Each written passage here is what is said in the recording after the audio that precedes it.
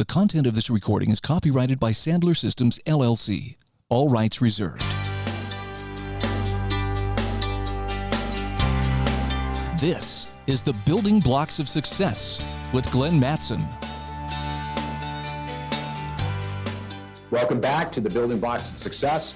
Today is the theme of the success triangle. And you know the success triangle has three areas. It's attitude, behavior, and technique. And whatever you determine success is in the middle, those are your goals. And we talked about goals versus dreams, and we talked about the behavioral plan. Last session, we just talked about the crucial elements of success, which is all about desire, commitment, your self-esteem, and your successful mindset. And that successful mindset is really important, right? When we talked about the successful mindset, we have to ask ourselves, are you the kind of individual that looks at something that you did and say, hey, man, I failed at this. I failed at this, which is what you should be saying to yourself. What I want you to stop saying to yourself is, I'm a failure because, right? I'm a failure because I didn't make the phone calls. No, you just failed at making the phone calls. So don't take ownership of your lack of action. Take ownership of your lack of action. Meaning that I don't want you to take it personal. Just the fact that you made a choice not to make the phone calls, own it and be done with it, which means you failed at doing it. It doesn't mean you're a failure because. Look, if I go to a driving range, right, I don't play enough golf to be good. I also have a tendency that when I want to hit the ball, as my downswing's coming, it screams in my head, crush the ball, which is the opposite of what you should be doing. So when you go to the golf course, you have the ability and you want to swing that club, you want to hit that ball, we have to take a look at our mindset. So if I'm going to the driving range and I'm practicing and I'm practicing and practicing and practicing, and I'm hooking it and hooking it and hooking it and slicing it and slicing it and slicing it, and then killing a couple of worms, and then hitting it so hard that it hits the divider right next to me, right? Which is a disaster. But I don't go home and throw my bag into the back of my car, go home and start yelling at the kids or kick my dog. It doesn't mean I'm a bad person because I can't hit a golf ball. It just means I can't hit a golf ball. I'm a failure at hitting a golf ball. I'm not a failure because I can't hit a golf ball. You got to put this stuff into perspective. So today we're going to talk about the barriers. The barriers are the roadblocks. The barriers are the walls that are between us and our goals. So we have desire, we have commitment, we're ready to run through a wall. We take responsibility. We're still going to have barriers of success. Now, there's lots of them, but for today, we're going to talk about a handful. And what I consider to be the largest barriers that have the largest amount of rippling effect. Now, we talked about, obviously, the barrier of limited commitment, or not having desire, or not filling out your plan, and all that fun stuff. But right now, I'm going to talk about psychological barriers. The first one I want to talk about is this thing called need for approval. Now, you have to remember something. Psychological barriers are beliefs that we have in our head. These beliefs will impact our decisions. These decisions that we make because of our beliefs are typically not the right decisions that we make, but it's a decision. And then once we make that decision, we have a result and we have an outcome. So, for instance, need for approval is the first one we're going to talk about. Need for approval really means deep down inside that you value what others think of you more than yourself. You psychologically need people to like you. So you don't want to do anything that may impact that need to be liked from their standpoint, right? So realize fear of rejection, everybody has it that's listening to this podcast. Everyone has it. But it's also the largest weakness that we have that has the most amount of ripples. Remember I was talking about golf? If I hit a golf ball into a water hole, it's going to go into the water and it creates ripples. Well, this fear of rejection has the most amount of ripples than almost any other weakness that we have. So, and it's the worst one to have because those ripples impact so many different places inside of our practice and our business. It's by far the hardest to fix because no one knows that you're dealing with this besides yourself. So you can make lots of excuses around why it's not changing. When I talk about need for approval, I mean stop being a wimp. So where it occurs in prospecting, it occurs in asking for referrals, it occurs in networking, it occurs in picking up the telephone, it occurs in that little thing inside your belly button when maybe you're doing LinkedIn and it turns into, hey, let's have a conversation and now it's time to dial the phone, and that uncomfortability in your belly button. So prospecting, closing for an appointment, closing for money, closing for business, closing. My God, how many people may have 2 or 3 meetings and they never have the courage to close it? What is going on? You've got to close the deal, close the file, got to close something, you've got to make a decision. Fine. Asking tough questions, asking the right questions. Are you just educating or are you qualifying? How about being misled? How about being used? How about being lied to? And you still know it and you follow through with what they're asking. So emotional, when we look at need for approval and fear of rejection, I just want you to realize everybody has it. Everybody has. So fear of rejection, just to make sure we're on the same page, is when your brain says to you, do the tactic. See, need for approval is you do know what to say. You know in a success triangle what the technique is. The reality is part of your brain says, all right, Glenn, ask him X. And then your psychological part of you will turn around and say, are you out of your mind? What happens if they don't like me?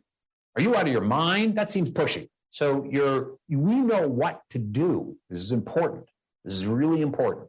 We know what to do. We choose not to do it. And that choice is generated or has the engine or the power of that choice comes from fear of rejection. So if you've ever said to yourself, I'd like to make that phone call, I'd like to go talk to that person. Maybe some of you have a natural network of individuals, a natural market of people you could talk to. You know them on a social level. You may even be friendly with them. But having that conversation that converts over to business completely freaks you out. That's fear of rejection for the most of it. I don't know what I'm talking about. So fear of rejection by far is the number one biggest weakness that we have. It's that feeling inside of us that we have to overcome, and many people don't overcome it, and they don't make it in sales.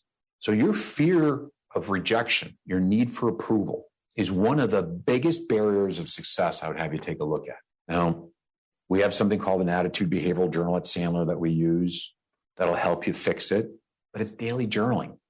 On a daily objective, every day, why don't you just write down one attitudinal goal, one thing that your goal for today is to face your fear of rejection. Is it to ask for a referral on that phone call? Is it actually to make the phone call? Is it actually to plant your feet and say to someone in negotiating? The answer, no. What is the right thing to do, but you're wimping out? You got to have the capacity to look at yourself in the mirror at the end of the day. Remember that daily scorecard we talked about? So when you're brushing your teeth and the day's over and you're looking at yourself in the mirror, you want to have lessons. You want to have things that you learned during the day. But what we want to have less and less of, you saying to yourself, damn, I wimped out today. Not only do you have a day that maybe wasn't as successful as you wanted to, but we definitely don't want to have a day where you chose to wimp out. It's a double negative. Every time you choose to wimp out, you take 2 bricks inside of your self-esteem off of the wall. That's the good wall, right? That's the empowering wall. That's your confidence wall. Every time you know what to do and you choose not to do it, you take 2 bricks off that wall and you move it over to the wall that's doubt. You move over to the wall, that's where procrastination sits. You move over to the wall where you're not sure if you really want to go and do what you got to do. That's not the wall we want. That's the black wolf. That's the wall that's doubt. Need for approval is part of that wall. So every time you know what to do and you choose not to, taking some of the bricks of your courage and your confidence and moving it away to the other wall. And that wall is all the negative parts of your psyche. But every time you plant your feet and you decide to do what's right, I do not care about the outcome right now. When we talk about need for approval, it has nothing to do with outcome. Need for approval has to do with the act of doing the action. So if you're afraid to pick up the telephone, it's 4:00 and your body's screaming, go home, go home, go home. Or you've dialed the phone and you're 0 for 30. I got it, been there. Really easy to quit, got it. But that's not what winners do. Winners lean into it. So the goal, I don't care if you set up an appointment. The goal at that point is to pick up the telephone and dial it. The goal is the behavior. You got to do the behaviors consistently. Then you can start worrying about your results. Now, don't get me wrong. I'm a result freak. I get that. But we have to face the issues that are holding us back. If the fear is picking up the telephone, if the fear is having a conversation at a networking meeting, if the fear is talking to someone that you know, if the fear is planting your feet and asking a tough question, the courage is doing the action. I don't care what the results are. And don't let negative results reinforce your fear of doing it. If you were afraid of doing something and you did it anyways, you should be prouder than hell of yourself for overcoming your fear and doing it.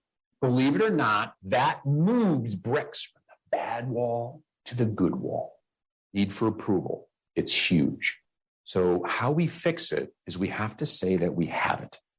This is not AA, but you got to turn around and say, man, I have fear of rejection. Now, you may have had fear of rejection with a certain type of clientele and that you overcame it, but now you're moving up the food chain and now you're talking to different levels of individuals, and out of the blue, you have the same feeling again. So you may not have need for approval with mid-level managers if you're doing corporate sales, for instance, but you get to the C-suite, you do. Maybe the kind of individual you don't have need for approval with individuals that are at a certain demographics, dollar amount, size of business. Yet you start talking to someone that's earning a lot of money and you start to panic because they're different than you. They make more money than you. Oh my gosh. So all of a sudden that fear kicks in. So how you have to fix it is you got to admit that you have it. Second thing I would like you to write down in your notes on how to fix it is change your need to be liked to the need to be respected. See, need for approval is a very ironic weakness. The more you try to be liked, more times than not, the less you're respected. See, let's take something, for instance. If someone is having a conversation and they throw something at you like, hey, do you mind if you send me something in the mail? Or it looks like we had a good conversation. Why don't you put pen to paper and put some things together for us? Someone asks you a question. And that's part of their plan, but it's not part of your plan. Remember, there's always a plan in play. So if it's part of their plan, it's time to plant your feet and ask the right questions to get back onto your plan. So if you choose not to do that, part of the thing I want you to look at is the person you're sitting in front of gaining respect from you? Are they gaining respect because you're saying yes to everything, even though it's not in your best interest or quite honestly in theirs? So you have to ask yourself, am I gaining their respect by asking the right questions, doing the right process? Or am I just a yes person? The other one that's a great way to help you fix it is ask one more question than you're comfortable with. One more, just ask one more. So if you're having a conversation and you're about to panic and you're having sweat come down to your ankles and got marbles in your mouth and you know you're supposed to ask this question, just ask it. Whatever happens afterwards, run out of the meeting afterwards, right? So just ask one more question than you're comfortable with and then move out. If you do that every call and you do one more question, over 60 days, 90 days, a huge growth. Ask one more question. Last thing I want to share with you on that front is this. Get it someplace else. What I mean by getting it someplace else means that get your need for approval someplace else. Go help at a soup kitchen, humanity, build some homes, coach some kids on the weekends, do whatever you need to do, but get your juice, right, someplace else. That's need for approval or fear of rejection, one of the biggest things that hold us back. I got to tell you, 90% of the time that when we do coaching with new individuals or we're doing training with new individuals or companies, for sure with executives and rainmakers and large producers, one of the topics that always pops up in coaching is how do I get rid of my fear of rejection? Some people may not have it on sales, but they have it when they have to hold their own people accountable. Do you realize that 90% of workers want to be held accountable? 90% of people would love to have some feedback. You realize that also that 57% of all managers and business owners choose not to hold their people accountable? They choose not to. You know why? They don't want to be the bad person. You know what that is? It's called fear of rejection. So how many of us have staff or kids or anything that's not doing what they should be doing and everyone knows it and you're not calling it? That's fear of rejection, being afraid. The other element I want to share with you is called emotional involvement. Emotional involvement is completely different. See, with need for approval, you know what to do, you just wimp out. Emotional involvement is an episode that happens, an episode occurs. When that occurs, because you do not have conviction in how to handle it, because you do not have conviction in your technique, you panic. And panic means you do self-talk. And this, by the way, happens in a nanosecond. So maybe someone may ask you a question. Maybe it's about a product. Maybe it's about you. Maybe it's about pricing. Maybe it's about anything. Maybe it's about a phone call. Maybe you're making a phone call and they say hello and you don't have conviction on what to say. All of a sudden, in our head, we go, oh my God, how do we get here? Why am I making these phone calls? Oh no. Or we say other stuff like, oh sugar, oh crap, oh blank. And the second we do self-talk, we are off the reservation. We are off, meaning that our emotions have completely taken over our brain. And when our emotions completely take over our brain, we've all been there.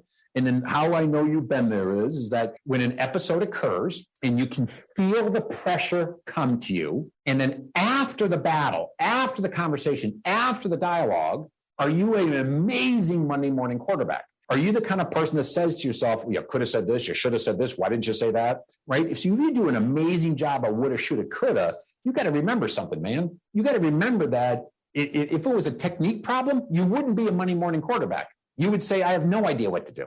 I'm lost. But if you're saying to yourself, I coulda, shoulda, woulda, what that means is that you did know what to do, but in the heat of the battle, it wasn't there. Let me tell you what I mean by the heat of the battle. The heat of the battle means that in the middle of your sales call, because you panicked, you couldn't go to that drawer, you couldn't go to that filing system, and you couldn't go to that place inside your psyche that had the tactic. It actually shut off. And when you leave the call or hang up the telephone, take a deep breath, you can actually feel it in your body. Almost like draining out of your body, like your feet just open up a drain and all the pressure leaves your body. And the second that happens, all the techniques pop in your head. Bam, there they are. So because we got emotionally involved, our brain shut down. Unlike need for approval, when we know what to do, but we chose not to. Emotional involvement is we know what to do after the fact because our brain shut off during it. And please don't play mental games with yourself and tell me it's emotional involvement when you really know it's need for approval. If you know what to do in the middle of the battle, you're having a conversation in your head, you know what to do. You know when you're wimping out. Don't make excuses on that. But if it's emotional involvement, this is how you fix it. You got to figure out what causes the panic. Is it what someone said? Is it when they said it? Or is it how they said it? You may be amazingly good with individuals who are calm, but when someone all of a sudden becomes aggressive, or they become relentless to you, or maybe they're domineering personalities, and that gets you emotionally involved. So it's an episode. So you got to identify what causes you to panic. The next is you must learn the strategy or tactic to handle the situation. Now, when I say learn it, I don't mean you know it. See, when you learn things, you can either learn to get it right, or you can learn never to get it wrong. There's a significant difference between the two of them. Checkbox training is learning until you get it right and you're done. I'm telling you, for emotional involvement, you have to learn how to do it so you never get it wrong. You keep practicing until you never get it wrong. So once you learn what causes it, you must identify the tactic or strategy that you need to learn and own to deal with it. And then you have to own it, which means role play, role play, role play, role play, role play, role play, role play, role play, role play. A lot of times we bring in joint work specialists because their emotional involvement is higher than ours. So when we look at the attitudinal piece of the success triangle, desire, commitment, your self-esteem and outlook, along with your successful mindset, i.e. making excuses, those are absolutely crucial. When we're following our plan and doing our daily activities, we're going to hit barriers of success. And that first two that we talked about is need for approval and fear of rejection, along with emotional involvement. I gave you some tips on how to fix it. As we start to go through this journey, we're going to share more and more of those areas and what some of them are and how do you fix them. But those are the two biggest. Fear of rejection is close to 30% of your business is down the drain just specifically because of that. And if you're brand new in the business, it's close to 80%.